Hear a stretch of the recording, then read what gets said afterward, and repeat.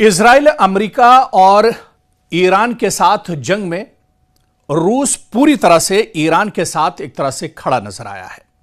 इस जंग में जो मजबूती दरअसल ईरान को मिली वो चीन और रूस जैसे बड़े मुल्कों की तरफ से जो एक बड़ा सहारा ईरान को मिला, इसकी वजह से ईरान कहीं ना कहीं पूरी मजबूती के साथ इस जंग में खड़ा रहा।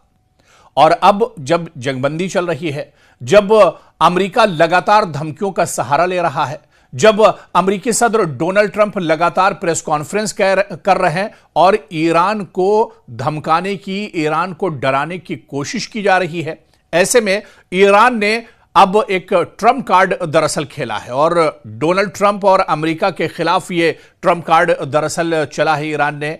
और वो ट्रंप कार्ड दरअसल ये है कि जहां अमेरिका ये चाहता था कि पाकिस्तान के जरिए से पाकिस्तान को सालिस बनाकर इस मसले को हल किया जाए, ईरान को बातचीत की टेबल पर लाया जाए, वहीं पर ईरान ने यह साफ कर दिया है। ईरान के वजीर खारजा दरअसल इस्लामाबाद पहुंचे थे, अब्बास अराक्ची, और वहां पर उन्होंने साफ कर दिया कि अमेरिका के साथ यानी आमने सामने अब कोई डील अमेरिका के साथ नहीं होगी। यानी ईरान चाहता है, क्योंकि ईरान को अमेरिका पर भरोसा नहीं है और शुरू से अमेरिका ने भी ईरान को अपने कॉन्फिडेंस में नहीं लिया है, लगातार धमकियों का सहारा दरअसल डोनाल्ड ट्रंप ले रहे हैं। इसी वजह से अब ईरान ने भी आगे से चलते हुए यह साफ कर दिया है कि अमेरिका के साथ आमने सामने की अब कोई बातचीत ईरान दरअसल नहीं करेगा, कोई समझौता, कोई डील अब अमेरिका के साथ आमने सामने नहीं होगी, बल्कि अब अगर कोई डील होगी तो वो सालिस के जरिए से होगी। फिर ईरान ने सालिस किसको बनाया है? आप देखिए कि पाकिस्तान पहले से सालिस का किरदार अदा कर रहा है, तो वहीं पर अब दरअसल मास्को भी पहुंचे हैं ईरान के वजीर खारजा अब्बास अराक्ची और रूस के सदर व्लादिमीर पुतिन। इसके अलावा रूस के वजीर खारजा लारोव से उन्होंने लंबी बातचीत की है, मीटिंग की है, जो शर्तें ईरान की हैं वो दरअसल रखी है और किस तरह से अमेरिका पर दबाव डाला जा सकता है, ये दरअसल बताने के लिए रूस का यह दौरा काफी है। और सिर्फ अब्बास अराक्ची ने सिर्फ पाकिस्तान या रूस का दौरा नहीं किया है, बल्कि वो मस्कत यानी ओमान भी गए हैं और ओमान में भी उन्होंने दरअसल वहां पर भी बातचीत की है। यानी ईरान जिस तरह से अब इस डील को दरअसल करना चाह रहा है, मुज़ाकरात करना चाह रहा है, वो दरअसल कुछ बड़ी ताकतों को बीच में रख के करना चाह रहा है, ताकि अमेरिका जब भी बातचीत करता है बीच में धोखा दरअसल देता है, तो ऐसे में अमेरिका की चालाकी, अमेरिका के प्रोपेगेंडे और उसके धोखे से बचने के लिए ईरान ने खुद एक बड़ी पहल की है और इस बातचीत के बीच में न सिर्फ पाकिस्तान बल्कि रूस और ओमान को भी अब ईरान अपने साथ रख रहा है।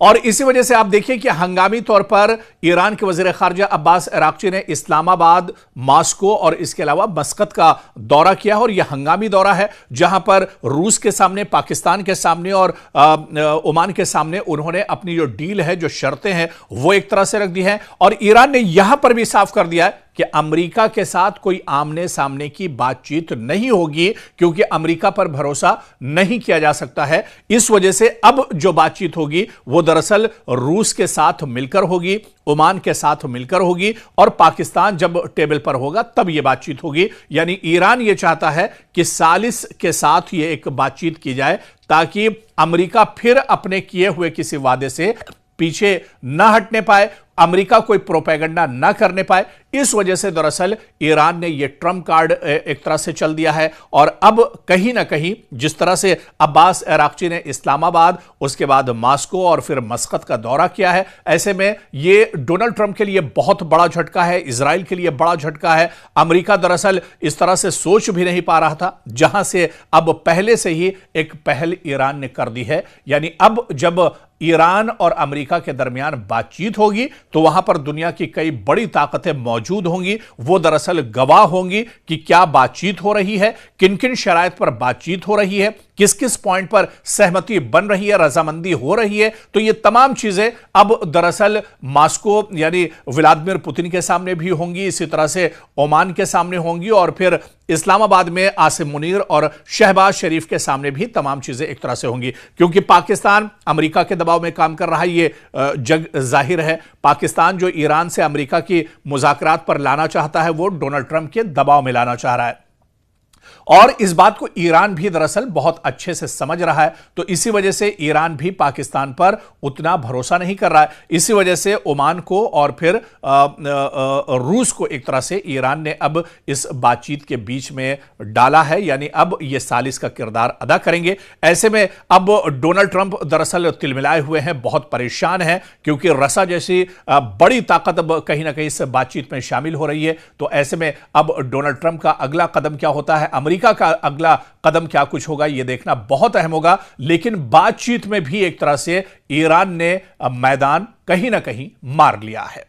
मशरिक़ वस्ता में हालात भले ही पटरी पर लौट रहे हों, लेकिन कशीदगी अभी भी बरकरार है, क्योंकि मुस्तकिल जंगबंदी हुई नहीं है। सिर्फ और सिर्फ एक तरह से अभी कहीं ना कहीं सीज फायर चल रहा है, यानी वक्ती तौर पर जंगबंदी का दौर चल रहा है। लेकिन इस बीच ईरान ने अमेरिका को बहुत बड़ी वार्निंग दी है। ईरान लगातार दरअसल बातचीत करना चाह रहा है, बातचीत के टेबल पर आना चाह रहा है, और ऐसे में वो चाह रहा है कि अमेरिका भी खुले दिल के साथ आए, क्योंकि अभी तक जो बातचीत हुई है उसमें अमेरिका की नीयत दरअसल साफ नहीं दिख रही है, और अमेरिका भी दरअसल इजराइल के दबाव में ये तमाम चीजें कर रहा है। डोनाल्ड ट्रंप के जो बयानात हैं उससे भी यह जाहिर हो रहा है कि अमेरिका की कहनी और करनी में दरअसल फर्क है, और इसे ईरान दरअसल बहुत अच्छे से समझ रहा है। और इस बीच आपको बता दें कि ईरान ने अब एक तरह से बड़ा हमला अब अमेरिका पर किया है, डोनाल्ड ट्रंप पर किया है, और ईरान के वजीर खारजा अब्बास अराक्ची ने साफ साफ अंदाज में दो टूक अल्फाज में कहा है कि ईरान दरअसल किसी तरह की पाबंदी, किसी तरह की धमकी, किसी तरह की जोर जबरदस्ती से डरने वाला नहीं है, क्योंकि ईरान दरअसल पहले ही पिछले 40 सालों से लगातार इस तरह की पाबंदियों को झेलता रहा है। तो ईरान दरअसल इन तमाम चीजों का आदी रहा है, और ईरान पर इन तमाम चीजों का कोई असर पड़ने वाला नहीं है। आप लाख पाबंदियां ईरान के ऊपर लगा लीजिए, लाख तरीके से उस पर दबाव बना लीजिए, लाख धमकियां आप दे दीजिए, लेकिन ईरान पर इसका कोई असर नहीं होगा। और इस बीच ईरान के वजीर खारजा अराक्ची ने कहा है कि अगर अमेरिका हद से आगे बढ़ता है तो फिर आखिरी जो बड़ा दांव होगा वो ईरान खेलने पर एक तरह से मजबूर हो जाएगा। फिर ईरान जो अभी तक अपने असलहे और अपना गोला बारूद ईरान ने छुपा कर रखा है वो भी एक तरह से निकल कर सामने आएगा। जिस तरह से इससे पहले की रिपोर्ट में हमने आपको बताया था कि इंटर कॉन्टिनेंटल जो मिसाइल है आईसीबीएम, उसका तजुर्बा दरअसल अब ईरान कर सकता है, और ईरान की इस मिसाइल की जो रेंज है वो दरअसल वॉशिंगटन और न्यूयॉर्क तक भी पहुंचती है। और जो माहिरीन है वो मानते हैं कि यह हथियार बहुत खतरनाक और एक बड़ी ताकत दरअसल ईरान के लिए साबित हो सकता है। इसके अलावा जिस तरह से अमेरिका बार बार न्यूक्लियर पावर की बात करता रहा है, हालांकि ईरान का यह कहना है कि न्यूक्लियर पावर अगर उसके पास एक तो है नहीं, और अगर वो उस पर काम कर रहा है तो अपनी हिफाजत के लिए कर रहा है। ऐसे में ईरान के वजीर खारजा अब्बास अराक्ची ने कहा है कि अगर जरूरत पड़ी तो न्यूक्लियर जो असलहा और गोला बारूद है उस पर भी एक तरह से ईरान काम करेगा, और जरूरत पड़ी तो वो भी अमेरिका के ऊपर ईरान एक तरह से आजमा सकता है। अगर पानी सर के ऊपर चला जाता है तो फिर यह कदम ईरान उठाने पर एक तरह से मजबूर हो जाएगा। आप देखिए कि इस जंग में न तो जंग की हालत में ईरान अमेरिका से पीछे रहा है, मैदान में भी एक तरह से ईरान अमेरिका से कहीं पीछे नहीं रहा है। जहां पर अमेरिका और इजराइल ने बड़े पैमाने पर तेहरान और ईरान के दूसरे हिस्सों पर बड़े हमले किए, हजारों लोग मारे गए, बड़े पैमाने पर जानी और माली नुकसान हुआ, तो वहीं पर ईरान ने भी मुंहतोड़ जवाब दिया। मशरिक़ वस्ता में जहां भी ईरान का इंफ्रास्ट्रक्चर, ईरान का अमेरिका का जहां पर तंसीब बात उनके हैं, उनके एयरबेस हैं, उनको बड़े पैमाने पर ईरान ने नुकसान पहुंचाया। इसके अलावा इजराइल के अंदर अलग अलग इलाकों में जो बड़े शहर हैं वहां पर ईरान ने बड़े पैमाने पर इजराइल को भी नुकसान पहुंचाया। तो जंग के मैदान में भी ईरान लगातार डटा रहा, और जब बारी मुज़ाकरात की और बातचीत के टेबल पर आई तो वहां पर भी ईरान एक तरह से अमेरिका और इजराइल के मुकाबले में 20 नजर आया। बातचीत में भी अमेरिका दरअसल पूरा प्रोपेगेंडे का सहारा लेता रहा, लेकिन ईरान पूरे खुले दिल के साथ आया। और इसी वजह से, क्योंकि अमेरिका के प्रोपेगेंडे की वजह से कहीं ना कहीं जो बातचीत है वो एक तरह से ईरान और अमेरिका के बीच में नहीं बन पाई। पहले दौर की बातचीत इस्लामाबाद में बेनतीजा रही, दूसरे दौर की बातचीत होने की उम्मीद थी लेकिन वो टेबल पर नहीं पहुंच पाए। लेकिन अब आगे से चलते हुए ईरान ने अमेरिका की जो चालाकी है उसे भांपते हुए ईरान ने इस बातचीत में रूस, ओमान और इसी तरह से पाकिस्तान को शामिल कर लिया है। और ईरान के वजीर खारजा अब्बास अराक्ची ने रूस, मस्कत और इसके अलावा इस्लामाबाद का ताबड़तोड़ दौरा किया है ताकि इसका असर अमेरिका पर पड़ सके। और इन्हीं दौरों के बीच में ईरान के वजीर खारजा अब्बास अराक्ची ने बड़ा बयान दिया कि अगर जरूरत पड़ी तो ईरान अपने सबसे खतरनाक हथियार का इस्तेमाल भी इस जंग में करेगा। ऐसे में दरअसल ईरान नहीं चाहता है कि जंग आगे बढ़े या जंग के जो असरात हैं वो पूरी दुनिया पर हों। ऐसे में अमेरिका को बातचीत के टेबल पर आना चाहिए। खुले दिल से अगर बातचीत होगी, किसी तरह की कोई बदनीयती नहीं होगी अगर बातचीत में, तो वो बातचीत करने के लिए तैयार है। जो शराइत ईरान की है, अमेरिका उन शराइत को मान ले तो बात एक तरह से बन सकती है। तो ऐसे में एक बार फिर से ईरान ने अमेरिका को बड़ी वार्निंग दी है। और कहीं ना कहीं इस वार्निंग की वजह से जो अभी तक की सूरत हाल रही है, इन तमाम चीजों को देखते हुए यह कहा जा सकता है कि इस जंग में ईरान अभी भी कहीं ना कहीं एक मजबूती के साथ खड़ा है। लेकिन आगे का रद्द अमल, आगे का एक्शन प्लान जो है अमेरिका का क्या कुछ होगा, यह देखना बहुत अहम होगा।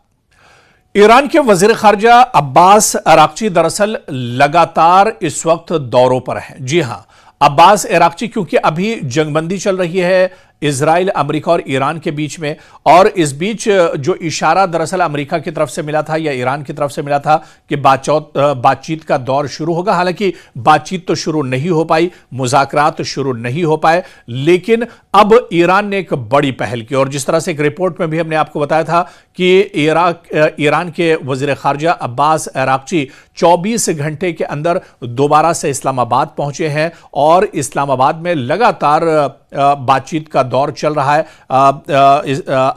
पाकिस्तान के जो आर्मी चीफ हैं और पाकिस्तान के वजीर आजम शहबाज शरीफ, उनके साथ लगातार ईरान का जो वफ्द है वो बातचीत कर रहा है। और फिर इस्लामाबाद से अब अब्बास अराक्ची रूस पहुंचे हैं और रूस में भी रूस के सदर व्लादिमीर पुतिन से वो मुलाकात करेंगे। और उनकी इस मुलाकात पर दरअसल पूरी दुनिया की निगाहें टिकी हुई हैं जब अब्बास अराक्ची रूस के सदर व्लादिमीर पुतिन से मुलाकात करेंगे। और यह मुलाकात दरअसल कई मानों में बहुत अहम मानी जाती है। रूस दरअसल इस पूरी जंग के बीच ईरान के साथ रहा है। रूस दरअसल बीच बीच में यह भी कहता रहा है कि जंग रुकनी चाहिए, बातचीत के जरिए ही मसला हल होना चाहिए। तो ऐसे में अब अब्बास अराक्ची जो दुनिया की एक और बड़ी ताकत है यानी रूस, वहां के सदर व्लादिमीर पुतिन से मुलाकात करेंगे। और इस मुलाकात पर पूरी दुनिया की निगाहें तो होंगी ही, लेकिन डोनाल्ड ट्रंप की निगाहें भी इस मुलाकात पर टिकी होंगी। और इसके अलावा दरअसल अब क्या कुछ बातचीत होती है, क्योंकि जो माहिरीन और एक्सपर्ट हैं वो बताते हैं कि अब्बास अराक्ची यानी ईरान की जो शर्तें हैं इस जंग को रोकने के लिए, मुस्तकिल तौर पर जंग को रोकने के लिए जो शर्तें ईरान की है, उन शराइत को लेकर दरअसल अब रूस पहुंचने वाले हैं, जहां पर वो रूस के सदर व्लादिमीर पुतिन से मुलाकात करेंगे और इस मसले को, इस जंग को मुस्तकिल तौर पर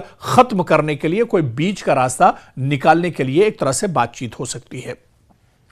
लेकिन क्या सबसे बड़ा सवाल यह उठता है कि अमेरिका जो लगातार डोनाल्ड ट्रंप धमकियों का सहारा इस बीच में लेते रहे, लगातार एक तरह से हठधर्मी करते रहे, तो क्या ऐसे में रूस और व्लादिमीर पुतिन की बात डोनाल्ड ट्रंप मानेंगे? ये बहुत इंपॉर्टेंट हो जाता है, क्योंकि आप खुद देखिए कि रूस लगातार जंग की हालत में है और रूस को कई बार अमेरिकी सदर डोनाल्ड ट्रंप ने पिछले दिनों जिस तरह से बातचीत हुई थी, रूस के सदर व्लादिमीर पुतिन और अमेरिकी सदर डोनाल्ड ट्रंप की मुलाकात हुई थी एक लंबी मुलाकात और तारीखी मुलाकात थी और यह कहा जा रहा था कि इस मुलाकात के बाद रूस एक तरह से हमले रोक देगा और फिर जो जंग चल रही है रूस की वो एक तरह से रुक जाएगी और यूरोप में कहीं ना कहीं हालात मगरिब में बेहतर होंगे। लेकिन व्लादिमीर पुतिन ने अमेरिका की बात और डोनाल्ड ट्रंप की बात नहीं मानी थी।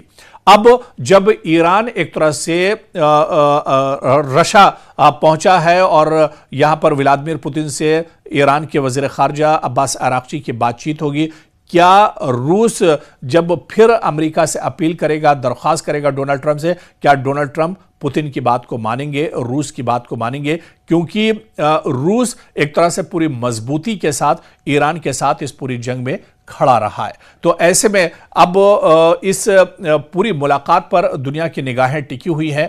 क्या कुछ ईरान का पैगाम होगा, ईरान का मसवदा, क्या कुछ ईरान की शराइत हैं जिनको लेकर ईरान के वजीर खारजा अब्बास अराक्ची व्लादिमीर पुतिन से मुलाकात करेंगे, रूसी सदर से मुलाकात करेंगे और तमाम चीज़ें उनके साथ रखेंगे, साझा करेंगे। यानी अब दरअसल रूस भी एक सालिस का किरदार अदा कर सकता है ईरान और अमेरिका के इस जंग के बीच में। लेकिन इस बीच अमेरिकी सदर डोनाल्ड ट्रंप का भी बयान आया है। उन्होंने कहा है कि एक बार फिर उन्होंने उम्मीद जताई है कि बातचीत का दौर शुरू होगा और बहुत जल्दी जो जंग है इसका खात्मा एक तरह से किया जाएगा, क्योंकि अभी सीज फायर है, मुकम्मल जंगबंदी नहीं हुई है। लेकिन डोनाल्ड ट्रंप का जो बयान आया है, उन्होंने उम्मीद जाहिर की है कि बहुत जल्द ये जंग एक तरह से मुस्तकिल तौर पर खत्म होगी। यानी इस बयान से एक तरह से इशारा मिल रहा है कि पाकिस्तान और रूस और मस्कत जो बातचीत होगी, जो शराइत ईरान की होंगी, वो एक तरह से अमेरिका के सामने रखेंगे